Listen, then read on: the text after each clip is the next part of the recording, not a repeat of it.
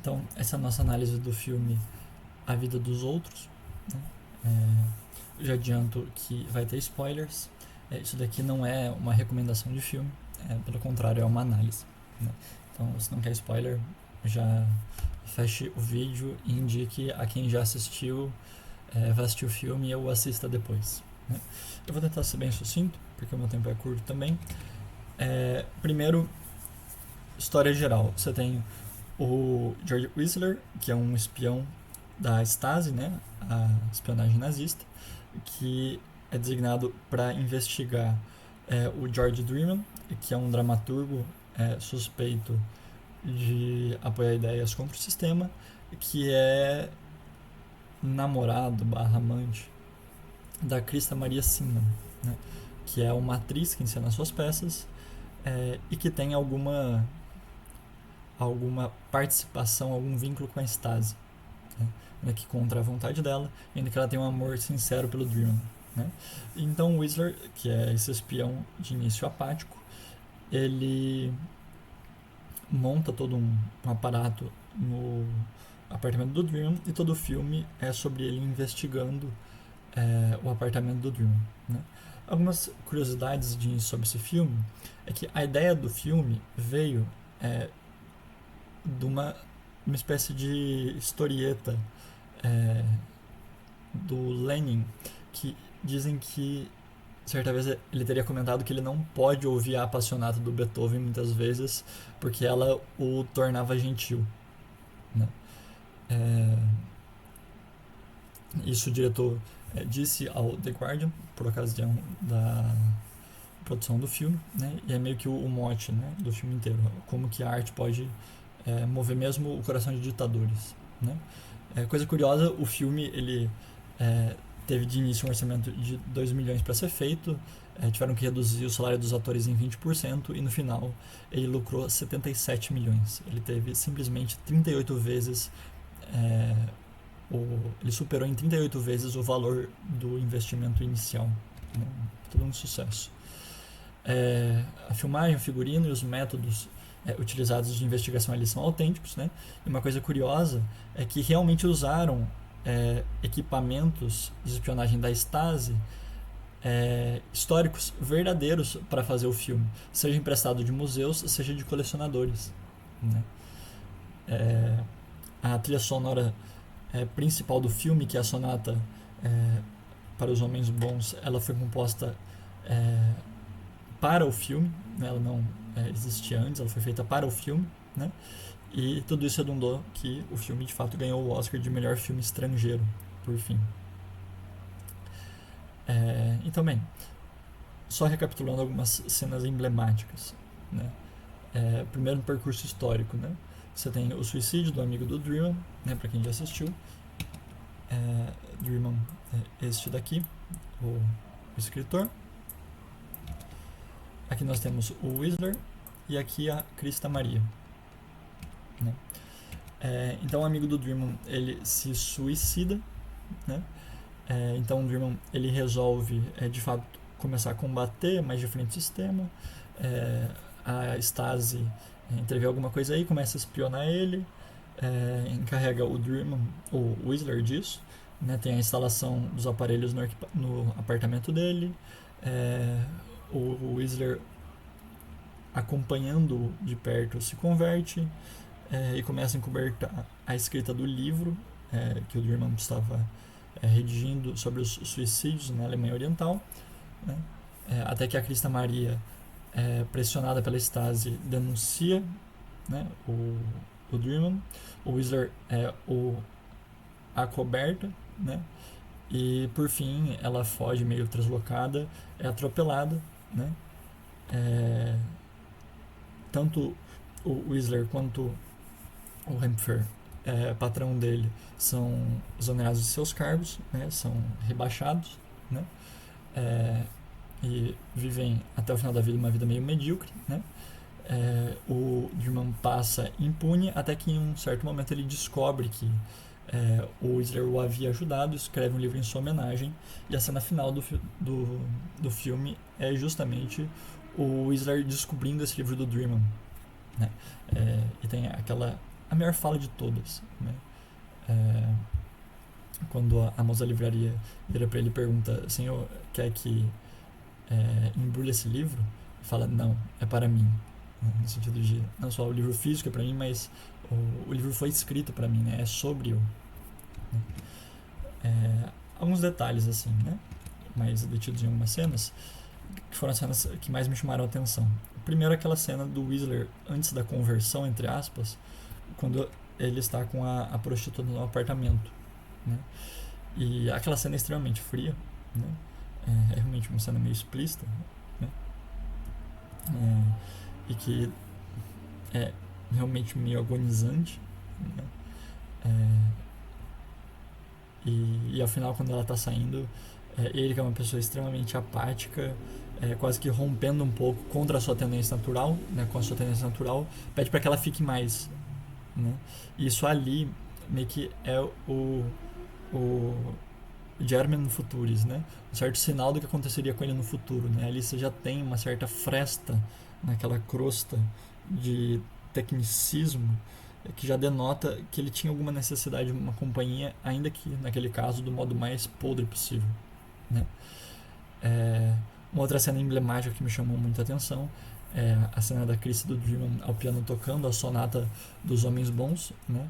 E o choro do Whistler, porque, cara, tipo assim, você olha pra ele, ele parece um bloco de mármore. Só que até pela constituição dele, né? Ele é careca, ele é extremamente branco, né? Em todos os aspectos ele lembra um mármore. E ele começa a chorar, né? E aquilo ali é a representação perfeita da expressão tirar água da pedra, né? A meu ver. Depois tem aquela cena no elevador do Whistler com um menino que anteriormente estava brincando com o Dreamman, né? De bola. E que o Whistler, ele tem um impulso de, depois que o menino disse que o pai dele meio que xinga o sistema e tal, de pedir o nome do pai dele pra ir atrás, só que ele muda a pergunta e acaba perguntando sobre a bola do menino, né? E o menino termina meio que zoando ele, falando tipo, putz, que cara doido, e sai do elevador, né? Aqui algumas coisas interessantes, né? Primeiro que, pelo fato de anteriormente o Dreamman estar brincando de bola, esse interesse, ainda que mínimo, do Whistler pela bola mostra uma certa aproximação dele em relação ao Dreamman, né? Em segundo lugar, é um contraste interessante. Acontece um contraste interessante quando o menino termina meio que zoando o Whistler, porque meio que aquele que estava preparado para destruir a vida daquele garoto de repente termina sendo humilhado por ele, que é uma criança, né? É uma reviravolta perfeita na situação, e até mostra uma certa resignação louvável assim, do Whistler já naquele momento, né? Tipo, ele não apenas não foi atrás do pai do moleque, como aceitou ser até de certo modo humilhado por ele, né? Ficando meio suspenso assim, tipo, cara, esse menino falou isso de mim. Tem a cena da morte da Krista, né? Que enfim, eu admito que eu ainda não compreendi toda a profundidade, né? Então vou passar meio por cima. Outras cenas que quase que contêm uma música na sua composição, de tão belas que são, isso porque de fato tem uma trilha sonora interessante no fundo também, são as cenas da colocação e da retirada dos aparelhos, né? Em particular a da retirada, quando o Dreamman passa rasgando os fios e como que puxando todo aquele sistema complexo, que isso foi genial da parte do diretor. Estava na casa dele há tanto e tanto tempo, um símbolo do que ele mesmo faria logo em seguida, que é como que puxar o fio de uma história passada e desde os pontos mais posteriores, retrocedendo aos anteriores, entender o que aconteceu, né? Simbolicamente aquela retirada dos aparelhos pelo puxar dos fios, né, e o rasgar da parede de uma fiação que estava subentendida, é símbolo da investigação histórica que ele vai fazer sobre o Whistler, como que estourando as verdades históricas que estavam subentendidas nos fatos da escrita do livro dele, que até então ele não sabia, né? Tô indo meio rápido, vocês me perdoem, que eu realmente tenho um certo horário. Uma coisa interessante assim, é um detalhezinho, mas que deixa de ser legal, é que eu não vi isso, né? Eu só vi o pessoal dizendo que parece que o carro do Hemphill, né, o chefe do Whistler, ele muda de um Volvo para uma Mercedes, né? Eu não sei exatamente o porquê disso, certamente foi proposital, né? Mas certamente tem algum sentido. Também disseram que em várias cenas tem um relógio que ele sempre bate na mesma hora. Eu não sei que hora é, eu não voltei para conferir. Se vocês forem reassistir o filme, notem e me falem. Depois, um detalhe interessante também é o da caneta, né? Da caneta não, da tinta da máquina, que era para ser aquela convencional preta, mas teve de ser a vermelha, né? A ligação com o sangue é imediata, né? Seja porque o Drummond estava usando aquela tinta vermelha como sangue justamente para escrever e expressar as atrocidades do regime da Alemanha Oriental, né? Eu não sei, sem nenhum viés político, né? Sem dizer se a coisa é boa ou ruim, mas isso me recorda esse caso da mulher que pintou de batom, né? O monumento, e que está sendo acusada, e um dos motes artísticos que está em jogo é a comparação do batom vermelho com o sangue, né? Tipo, mulher com a mão vermelha, não de sangue, mas de batom, né? E parece ser o mesmo arquétipo que está em jogo aqui, né? O sujeito que com a tinta vermelha expressa as atrocidades do sangue derramado pelo regime, né? E até mesmo tem uma cena, né, no qual você tem aquele carimbo da tinta vermelha no papel, né, que parece uma espécie de marca de sangue, né, mas na verdade é da tinta. Uma coisa curiosa que fica notável, principalmente quando o Whistler acaba de montar a fiação e sobe ao andar superior e tem aquele mapa de todo o apartamento do Drummond, e também considerando o próprio modo como ele espiona, não tem como não recordar uma certa ideia de onisciência, né? O Drummond, ele está, ou melhor, o Whistler, ele está para o Drummond como Deus está para os homens, de certa forma, né? É aquele ser superior que observa tudo que o sujeito faz e tem uma certa onisciência sobre o ambiente ao redor daquela pessoa, né? Isso é perfeitamente a imagem do que a Stasi tentava ser, né? De fato, uma espécie de onisciência humana, né? Só que, e é curioso, né?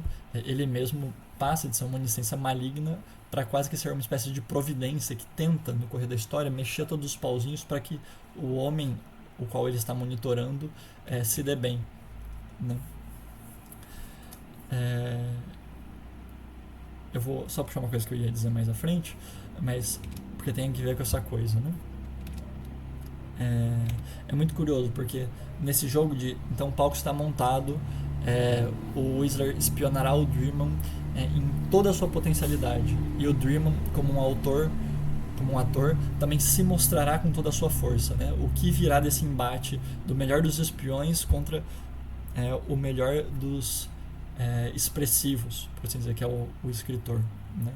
Não só o escritor, como também o pianista, né? O Drummond, ele tem o máximo poder de expressão sendo artista, e o Whistler tem o máximo poder de penetração por ser espião, né? E é curioso que desse embate quem vence é o Drummond, né? Sem querer. Aquele que menos tinha domínio sobre a coisa é o que vence, né? E nós poderíamos até dizer que o Whistler, ele foi um espião tão bom que ele penetrou não apenas na vida do rapaz, mas também em certos recônditos da alma dele, né? Ele foi realmente o perfeito espião, e ao ponto de não só se envolver como se comover, e não só se comover como também imitar de certo modo aquilo que ele via no Drummond, né? E não deixa de ser curioso que tem um certo princípio aqui, né, de que o contato profundo com a alma de qualquer homem, minimamente bom, já é o bastante para converter, né, para mudar a vida de um sujeito, né? Não necessariamente a conversão religiosa, como aqui mesmo não é explícito, mas uma certa conversão moral, né?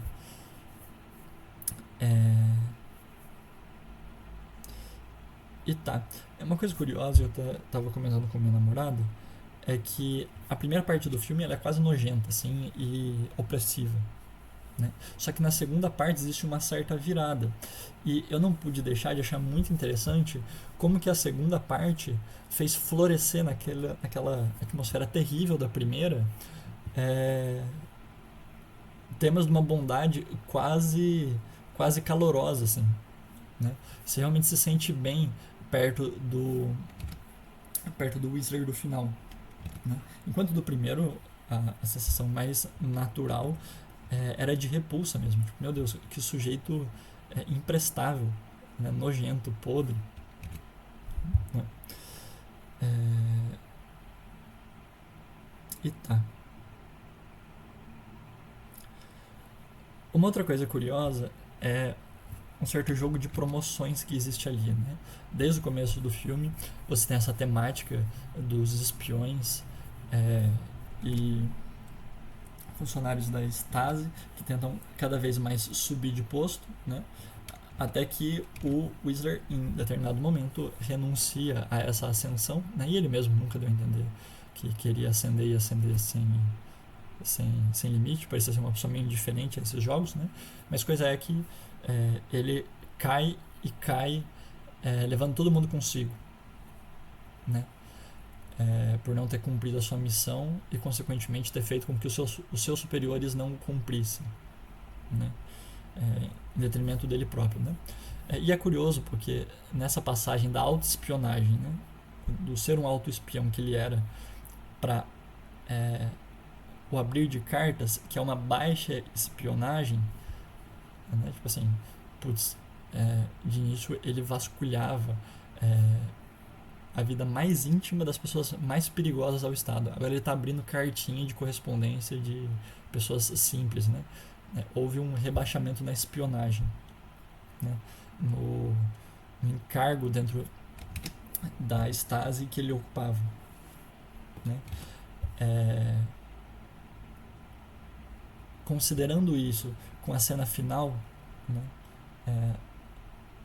No qual ele parece se passar por herói e ser considerado o sujeito superior de toda a cena, existe uma espécie de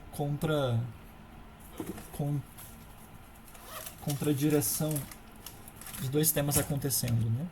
É como se o filme fosse... eu tô sem a minha nozinha aqui, mas é como se enquanto a espionagem, o cargo de espião dele descesse, a moral dele subisse, né? De tal forma que, se no início do filme ele era um grande espião com uma baixa moral, aos poucos, e na medida em que ele vai se tornando um pior espião, ele vai se tornando um homem mais moral, e isso é coroado com a última cena do filme, né? No qual ele é considerado e chamado por outro de um homem bom, né? E como que alcança o único cargo que no fundo e desde sempre ele quis, né? Ele queria. Além disso, uma coisa curiosa também a notar, com um certo aperto no coração, como o Whistler e a Krista Maria de certa forma trocam de papel, né? Essa troca ela já está pronunciada naquela cena no qual eles se encontram no bar e ele tenta convencer ela sobre a bondade do Dream, né? E convence ela a fazer a coisa certa, né?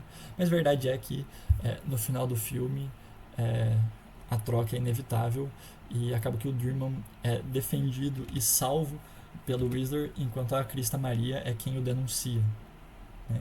Ainda uma segunda tentativa de não realizar essa inversão, né? Quando o Whistler ele interroga a Krista Maria e tenta sugerir a ela uma saída de toda aquela situação, mas não adianta, ela denuncia e no final, assim como o Whistler recebeu a sua recompensa pela escrita do livro pelo Dream, a Krista Maria recebe a sua de certo modo, né, sendo atropelada, né?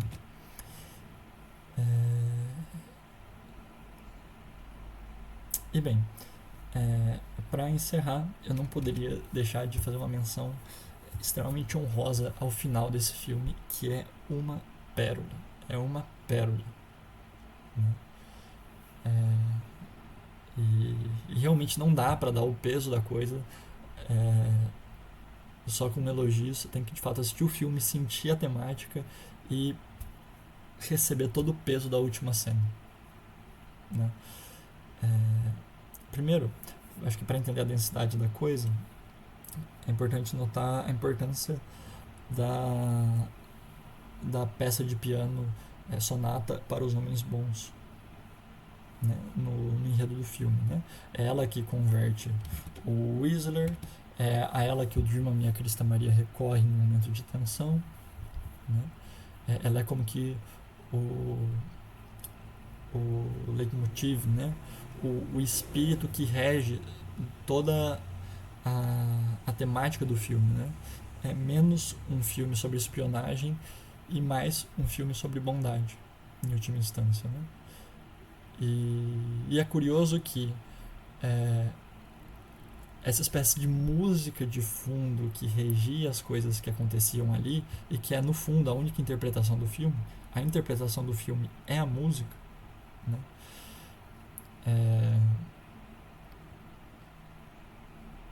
Esta música, o espírito do filme, modela a própria vida do Whistler e é o que permite que no final a somatória dos atos dele receba o mesmo nome da partitura, né, da peça. Porque também o livro que o Dreamer escreve sobre ele se chama Sonata para um Homem Bom, né? E é muito curioso porque você tem primeiro uma conversão da música em livro, né, do espírito em carne, né, do argumento abstrato em história concreta, né, e só isso já valeria a metáfora utilizada, né? Só que isso é um fechamento e um selo perfeito para a história toda, porque é como se aquele livro fechado que o Whistler recebe da moça na livraria fosse toda a história do filme que a gente acabou de assistir, né? E o livro se fecha e a interpretação final é dada. Quando é entregue pro Whistler, a moça... Cara, que fala genial. A moça pergunta pra ele se vai querer que empacota, uma coisa assim. E ele fala, não, é pra mim. E de novo, não só o objeto físico o tem como dono, né? Mas a história do livro é a história dele, né? E ali você sente um frescor na expressão dele, né? E é extremamente satisfatório, né? Porque é o justo recebendo a sua recompensa, né?